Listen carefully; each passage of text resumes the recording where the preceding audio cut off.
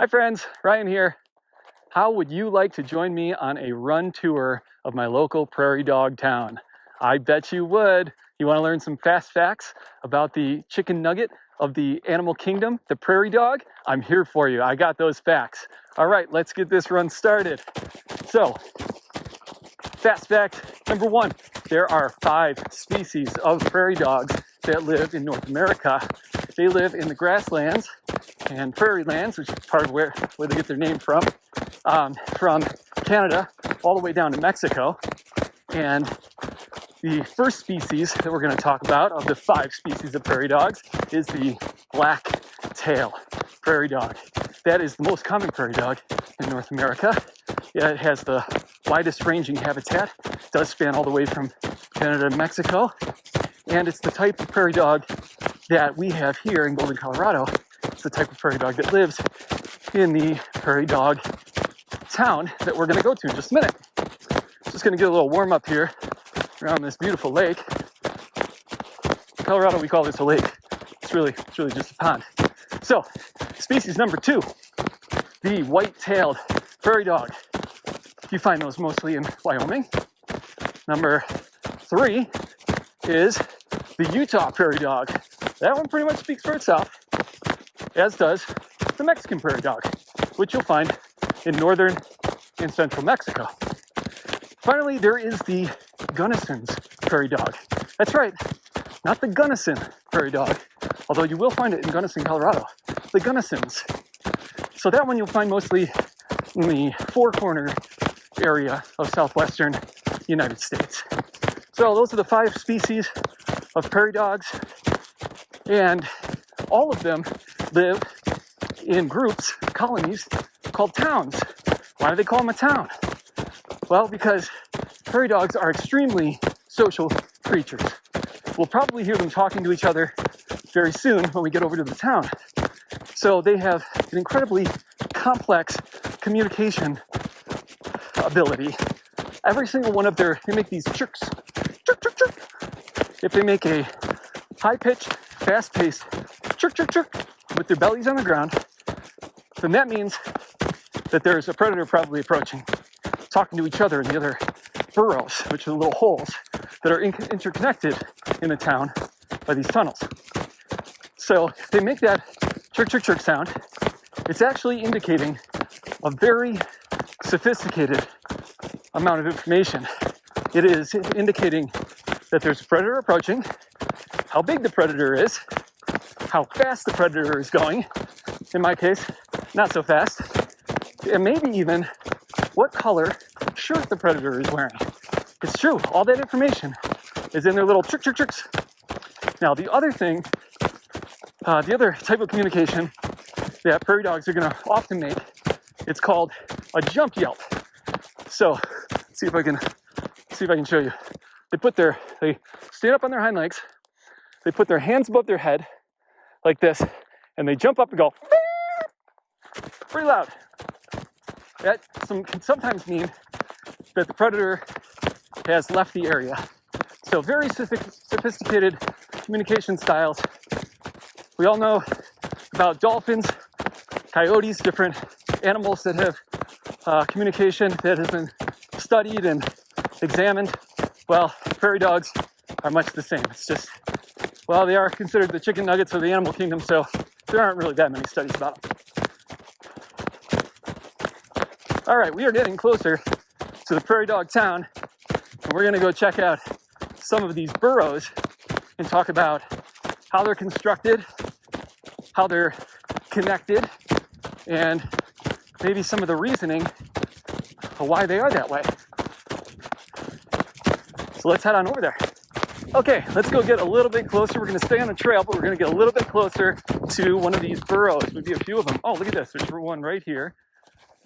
That is a prairie dog burrow, and you can tell, maybe by the size comparison there, it's only gonna fit about one prairie dog at a time. So what they have inside of these burrows, so you can imagine that the tunnel goes, kind of goes back here. Well, it actually goes down 7 to 15 feet, and it usually forms a U shape with another entrance at the other end. And then there might be other tunnels. In fact, don't know if you can see it, but I think that might even be the tunnel on the other end.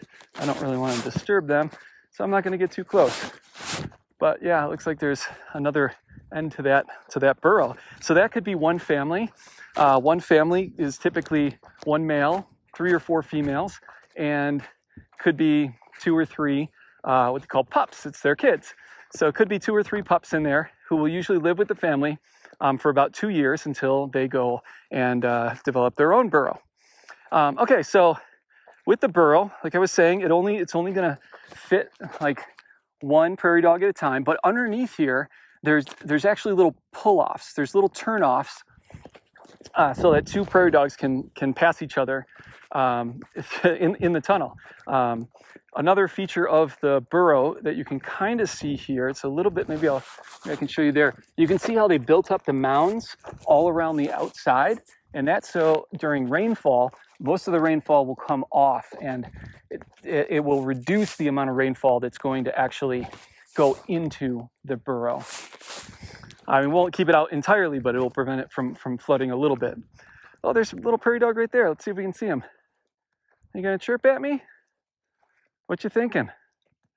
He's on his belly, so we might hear that. We'll see. You can see his little black tail, maybe. This might be a little bit too far away. I'm not sure. Thank you, little prairie dog. Hello. All right, very cool. We'll continue the tour. Maybe we'll get a little higher view, go up that hill, get a little higher view of the entire town. All right, so the tunnel construction, or the burrow construction, it's U-shaped. At the bottom of the U is a nesting area, and near the nesting area is a sleeping area. Now, we were talking about how these burrows were connected by underground tunnels. So when the tunnels are connected, or when the burrows are connected by tunnels, it's called a neighborhood. And so you get these little communities that are all part of the town, but they just want to be a little bit tighter knit, a little bit closer. So you can have multiple families. Each family would have their own burrow, but it would be interconnected, and that makes it a neighborhood. So once you get a neighborhood of prairie dogs, then what you start getting is, bikers just giving me a thumbs up. They know I'm talking about prairie dogs, and they're really cool. So once you get a neighborhood, then you start getting these communal latrines, right? And so you can start to imagine how interconnected these prairie dogs are and how social they are. They're communicating with each other. They're sometimes living in the same neighborhoods, using the same bathrooms. Here's another one. This is a really good example of like a mound. We can see how high that is. I think these are sometimes called crater mounds. Maybe I'll just go around this. Not sure how this will turn out, but we'll give it a try. This burrow has that crater mound to try to keep some of that precipitation out of the hole. Check that out.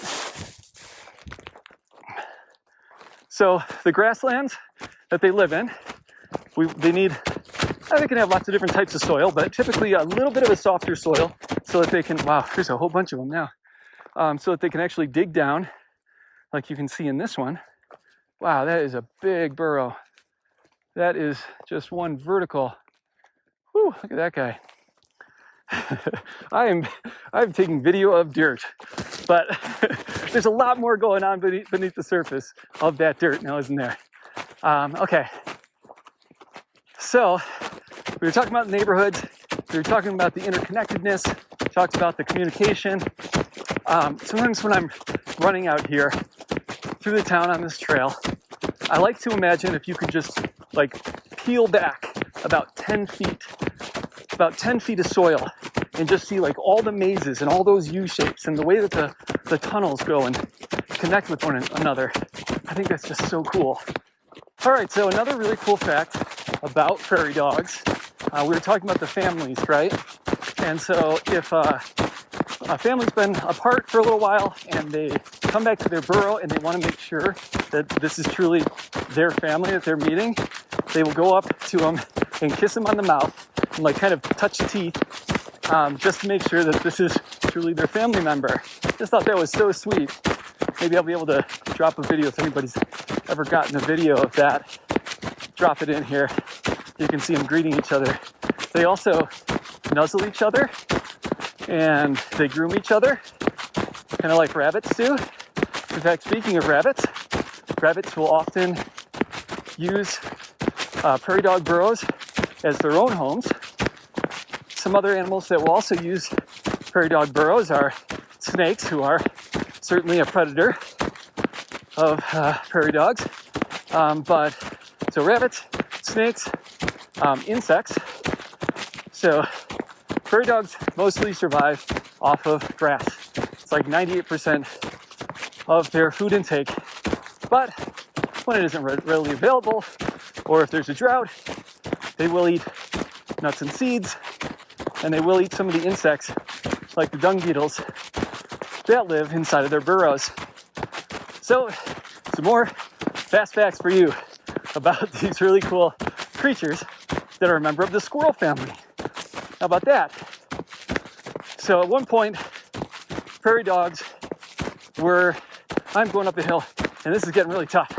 Okay, at one time, they were the most numerous mammal by population in all of North America. But they are considered a pest by both farmers and land developers. And so they've been systematically wiped out and reduced significantly in their population. There's been some effort to have them marked as an endangered species, but so far it hasn't quite gotten there, or hasn't been accepted by whatever governing body does that, whose name I could probably think of if I had more oxygen coming to my brain. Okay, we're almost up to a really good vantage point to see the entire prairie dog town. Just gotta get up a little higher.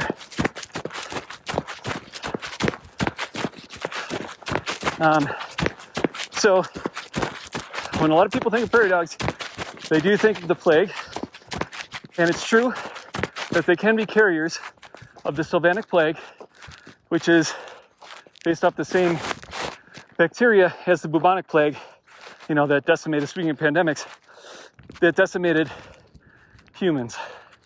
Whew, quite a climb. Let's spin it around.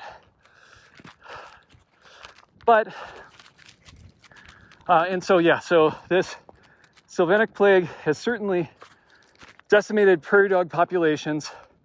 Doesn't pose a huge risk to humans because prairie dogs are very scared of humans and other mammals. Again, they are the chicken nugget of the animal kingdom. They are eaten by lots and lots of other mammals, and they're vicious. They will fight, but they are usually going to lose. So what we're looking at here is all that kind of flat grassland area. If I hold really still, you can probably see the little lighter colored markings in that darker colored area, and all of those are burrows. Who knows how many of them are connected?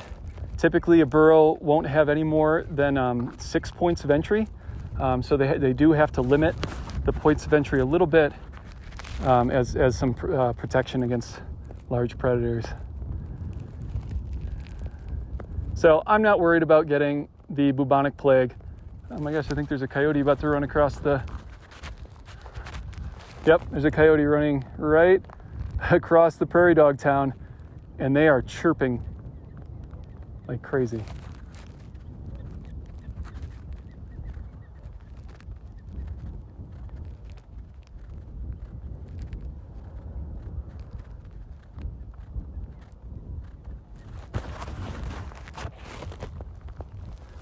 All right, very cool.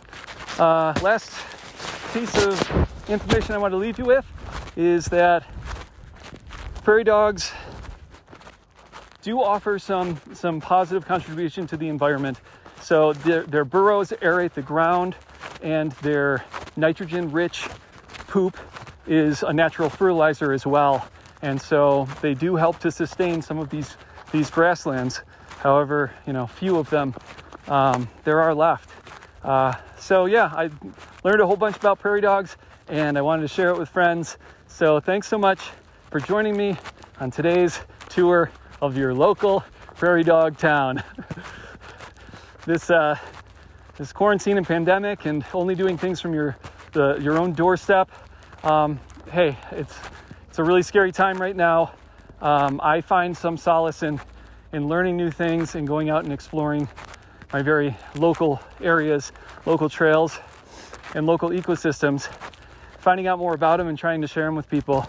So I hope you enjoyed this, and I hope you get to do the same while maintaining 6 feet of distance between you and your fellow explorers. All right, until next time, see ya.